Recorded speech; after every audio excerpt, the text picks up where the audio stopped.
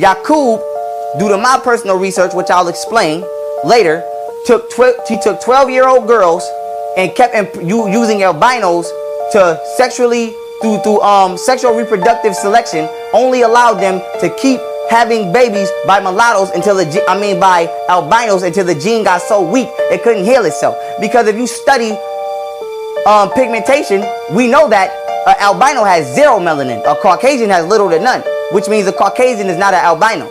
So where did the Caucasian come from? The Caucasian came from a pitch black African who kept having babies by an albino. Then when that baby came out lighter, that one had a baby by the albino. Then that one came out lighter, that one had a baby by the albino. Until it became barely pigmented.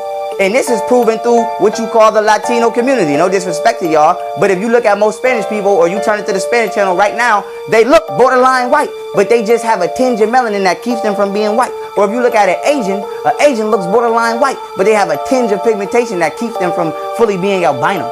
So this is where this comes from. They kept reproducing and breeding weaker genes until it got to the weakest form of physical manifestation without being a full dead albino.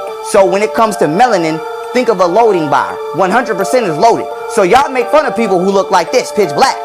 See this black background? You be like, oh, you a black African. Well, guess what? Their gene is at 100 strength, 100%. The white gene is at about 15 to 0%. So if